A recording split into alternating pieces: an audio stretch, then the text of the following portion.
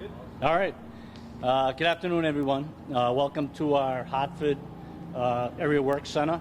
Obviously, this is where we do work every day to serve the greater Hartford area, but during our major event response, we use this area as an EOC, an Emergency Operations Center, and this manages the Tolland area, the Hartford area, and the Cheshire area. So again, thanks for coming today. As far as the tropical storm, we've been preparing, really for over a week. We've been watching the storm as it's kind of come across the Atlantic and became an event down in the Caribbean, and watching it coming up the East Coast. And like all these events, the storm bounces around a bit as it comes up. But I think at this point we got a pretty good bead on it. It's going to impact our territory here in Connecticut sometime early tomorrow. Biggest winds look like they'll be from 8 o'clock in the morning to 1 or 2 o'clock in the afternoon. And primarily the area that's going to see the biggest winds is southeast Connecticut. But as I said, we've been preparing for over a week. We have a very well documented emergency response plan that we've activated. We've had several meetings a day to get ready. All our folks are in place. We've brought in a number of line crews, started really committing and bringing in line crews over the weekend, last weekend. And in these events, as the storms come up through the south, utilities in the south tend to grab the crews first. So we need to make sure we're prepared and understand what the impact will be for us, and then we hire crews ahead of the storm so we're ready. So right now, in the Connecticut area, we have about 750 restoration crews. And then on top of that, we have damage assessors, liaisons, a lot of our substation people, our public safety specialists. So we're ready to go.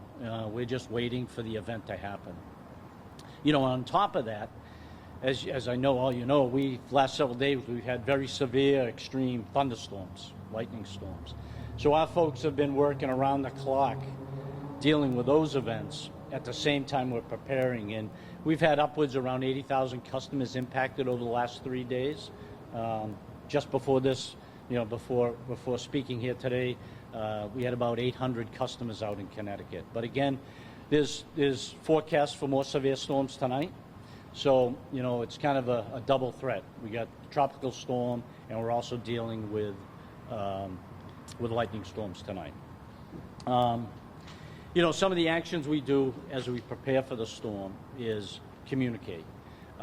We have been, like I say, we've been preparing.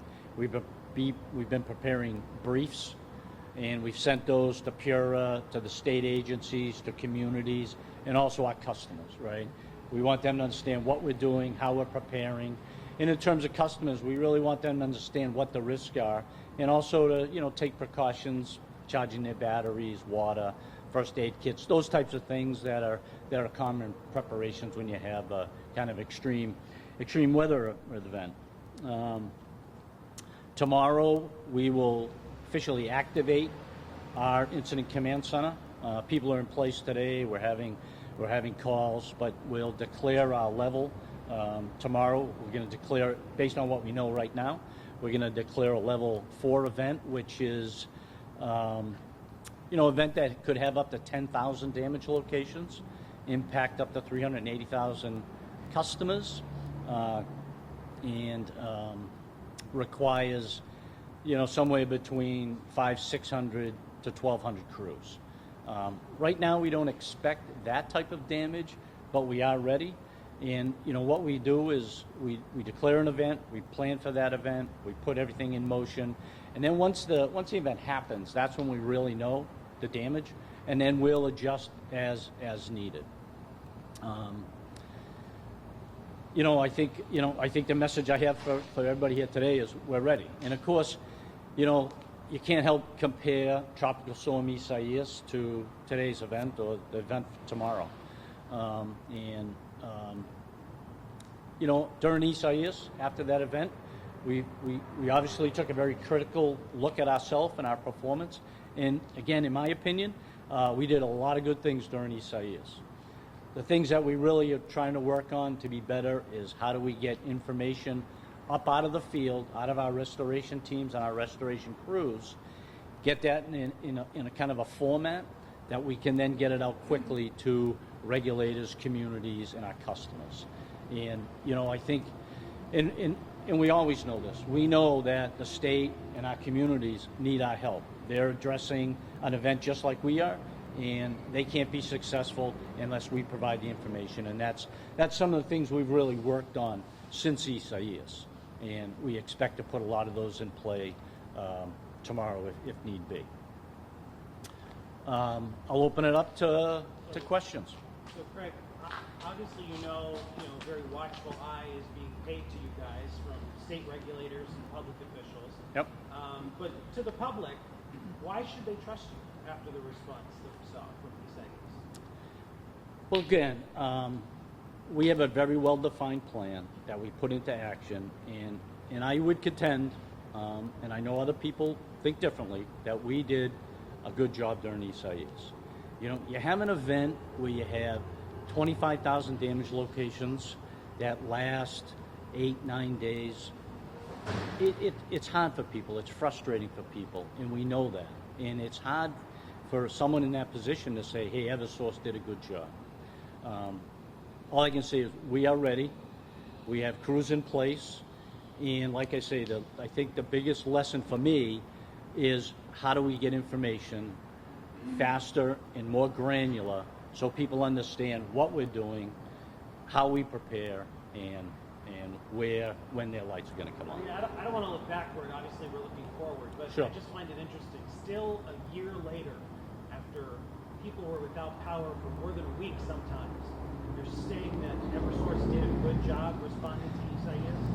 Major extreme weather events, I can't control those. We are going to have major weather events, and that they're going to do damage to the system. And primarily it's trees, and we know it's trees. We have a very good plan.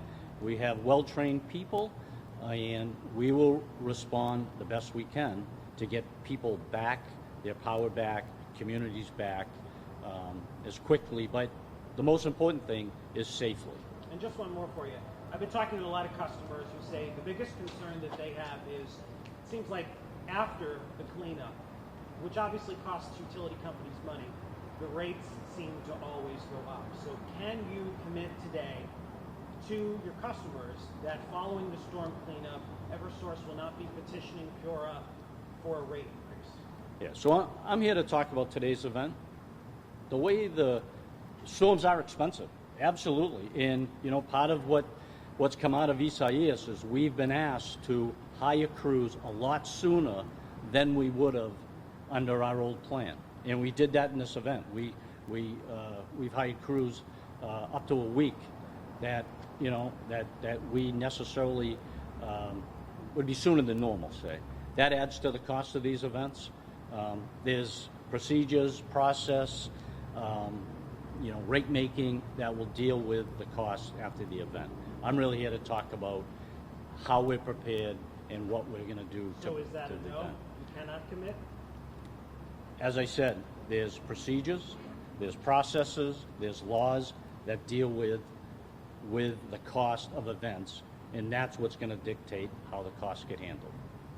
Craig, can I ask you, so I looked at your storm preparation documents that you sent to state regulators. Yep. I didn't see in those documents exactly how many outages you were preparing for. Well, again, I saw how many trouble spots, but not how many outages.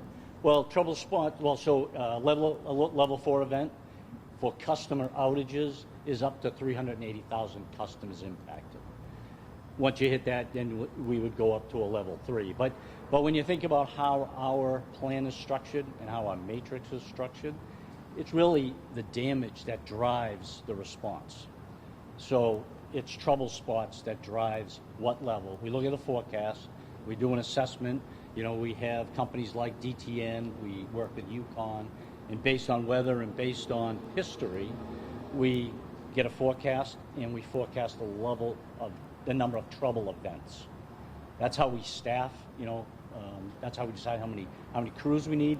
But basically, 10,000 trouble events could impact 380,000 customers. And so No, that's fine. Yeah. And so, building on that, do you feel that you are, you know, over-prepared at this point? You know, I mean, saying that it's going to be a level 4 event? You know, that's always a hard decision, is how much to prepare. We, based on our forecast, based on what we see, we are appropriately prepared for this event. And is another thing driving your preparations this time? So since the last storm, there's been new legislation that was passed that says that you have to restore customers' powers within a 4-day period or face penalty. Is Yeah. that driving some of the No. preparations for this storm? It really isn't. You know, I think the one thing that we have done different, we brought crews in earlier, like I said. But again, when you look at our emergency response plan matrix, it's based on trouble locations. And then based on those trouble locations, we estimate how many crews we need to clear those up. In the case of a level 4 event, in our matrix and in our plan that's filed, that's an event that could last from 2 to 6 days. The 96-hour is another penalty requirement, but in all honesty, if tomorrow's event was another Isaias, it's not coming back in 4 days. You mentioned you want to improve communication overall. I mean, what does that look like to customers, to local leaders? I know the deputy attorney mentioned about that was a failure last year with speaking to municipal leaders. Yeah, so we've met with our communities. We've created some new tools for our community liaisons, who are the main contacts with communities.